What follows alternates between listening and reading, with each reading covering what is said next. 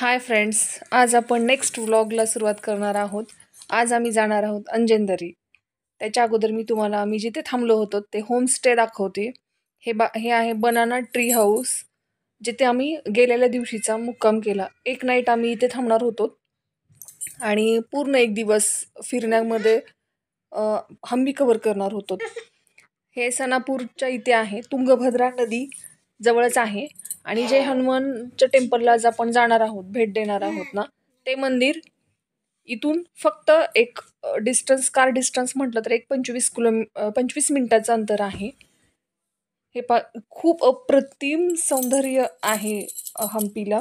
आणि हे जे ट्री हाऊस बनवलेले आहेत ना, ते ना पूर्णतः केळीच्या सालीपासून, बांबूच्या लाकडापासून, असं नॅचरल गोष्टीपासून हे बनवलेले आहेत होमस्टे.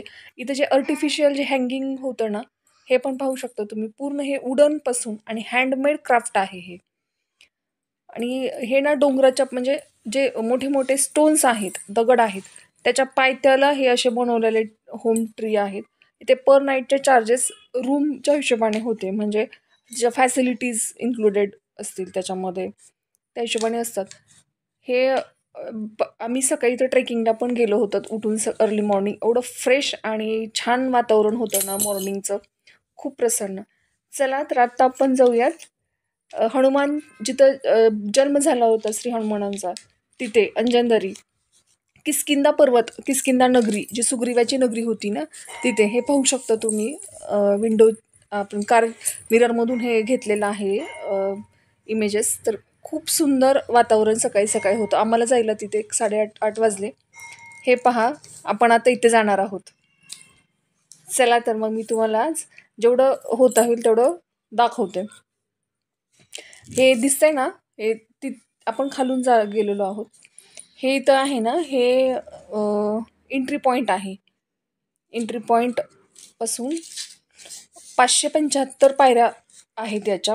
आणि त्याच्या स्टेप्स आहेत, पायऱ्या आहेत ना, त्या पण अशा आर्टिफिशियलच बनल्यासारख्या वाटतात. काही परत बनवलेलं असतील, काही नॅचरल आहेत. आणि जाताना असं म्हणजे गुहे टाईप पण 1-2 पॉईंट लागतात. तर ते आपोआप बनलेल्या गुहा आहेत, मोठ्या मोठ्या स्टोनपासून. हे स्टोन्स म्हणजे एवढे मोठे आणि भव्य आहेत ना, एकावर एक असे खूप मोठे आहेत.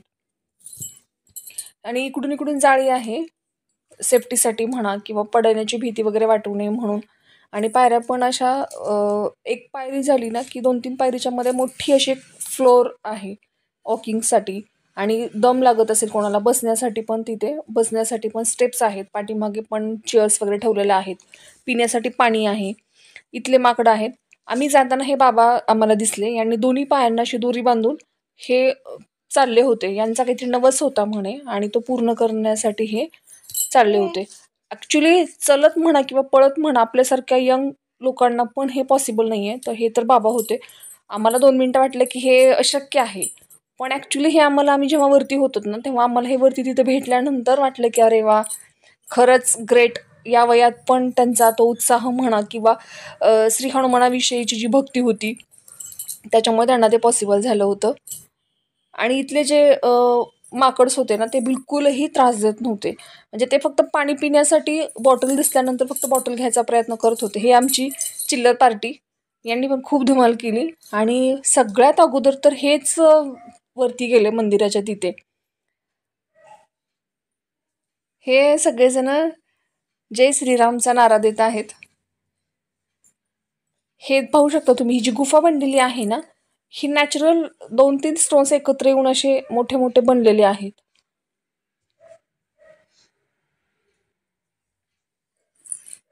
ॲक्च्युली हा जो सगळा व्हिडिओ आहे ना, हा दाजींनी बनवलेला आहे. खूप छान व्हिडिओ बनवलेला आहे ॲक्च्युली त्यांनी. हे पाहू शकता. इथं थोडंसं वाकून जावं लागतंय, कारण स्टँडिंगला डोक्याला तो दगड लागू शकतो म्हणून. 575 पायऱ्या आणि किष्किंधा नगरी असं इथे जाताना लिहिलेलं पण एक पॉईंटला आहे.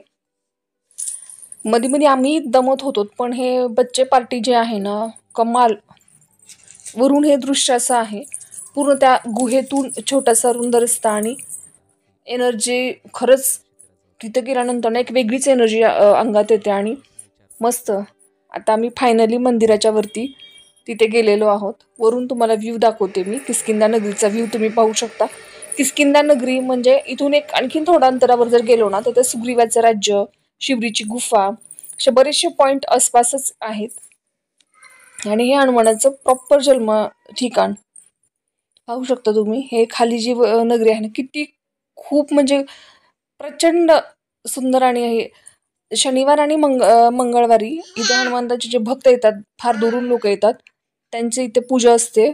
खूप लोक येतात, त्यांच्या श्रद्धेला हे करून म्हणा पूजा अर्चा असते.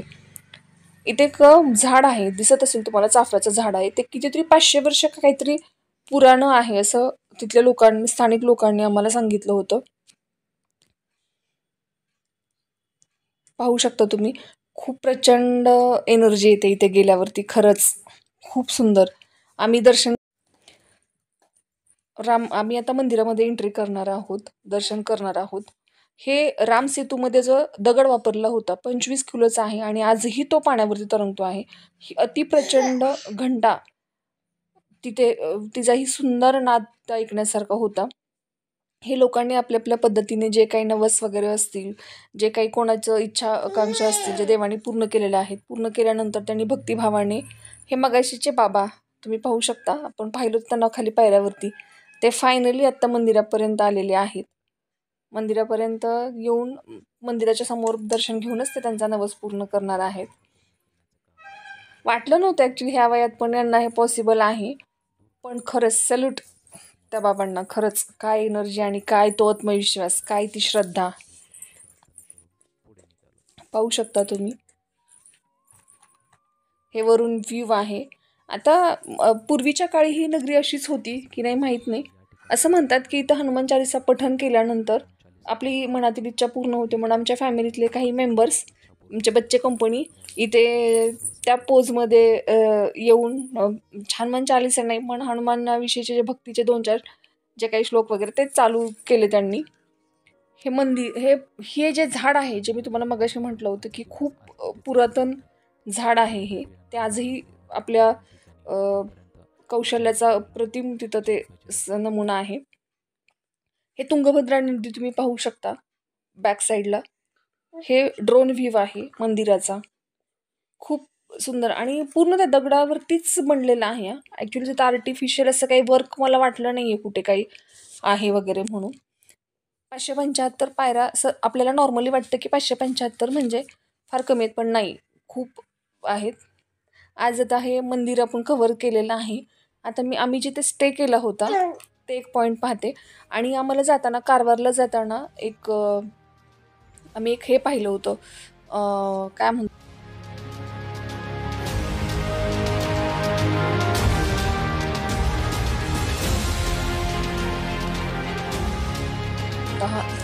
खूप म्हणजे ॲक्च्युली हे खूप वरती आहे बरं का. आपल्याला दिसताना असं वाटतं की नाही हे 575 म्हणजे फार किरकोळ पायऱ्या आहेत वगैरे, पण तसं नाही आहे. कारण पायऱ्या चढणं पण खूप टास्क आहे. पण तिथे गेल्यानंतर त्या वातावरणाने म्हणा किंवा त्या भक्तीने म्हणा, आपल्यामध्ये एक वेगळी एनर्जी निर्माण होते आणि आपण त्या पायऱ्या चढतो. माझ्याकडं तर छोटे बेबी असताना पण मी तिला घेऊन वरती गेले होते. मला वाटलं नव्हतं मी जाऊ शकेल म्हणून तिथं पोहोचेल म्हणून, पण नाही, आम्ही सगळेजण व्यवस्थित गेलो. खूप छान प्रवास झाला, खूप छान दर्शन झालं, व्यवस्थित सगळं पाहता आलं. हे ड्रोननं तुम्ही पाहू शकता. हे वरचा जो सगळा व्ह्यू आहे ना, तो असा आहे. प्रॉपर असं डोंगराच्या वरती, माथ्यावरती म्हणतो ना तसं आहे. आणि हा डोंगर आपल्याकडला जसा कपारी असतो ना तसा नाही आहे. हे पूर्ण मोठ्या मोठ्या स्टोननं बनलेलं आहे. एकावर एक असे भले मोठे, एका घरा एवढ्या आकाराचे पण एक एक स्टोन्स आहेत. हे पहा तुम्ही, घ्या याचा आस्वाद.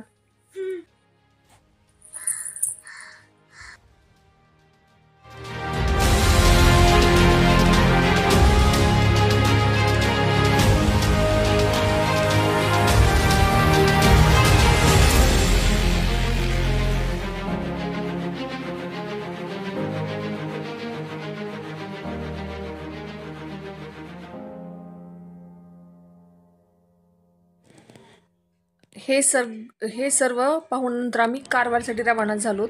वाटेत जातानाच एक म्युझियम आम्हाला दिसून आलं.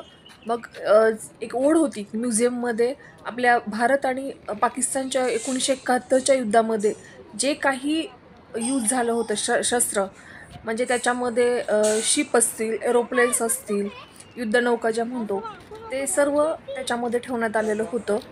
जसंच्या तसं आणि रिअल होतं. त्याला आम्ही मग जाता जाता भेट दिली ते पाहून आणि फायनली आम्ही होमस्टे, खूप छान 5 स्टार हॉटेल होतं ते. स्टर्निंग हॉलिडेज चं मेंबरशिप कार्ड आहे डॉक्टरांचं. त्याच्यावरती आम्ही राहायला गेलो होतो.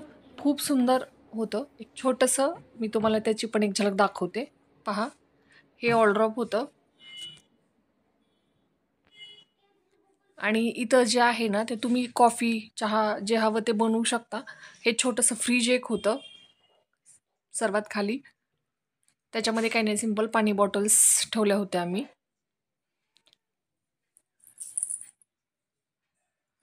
हे किटल आहे, याच्यामध्ये जे लागणारे चहा, कॉफी, वॉशरूम,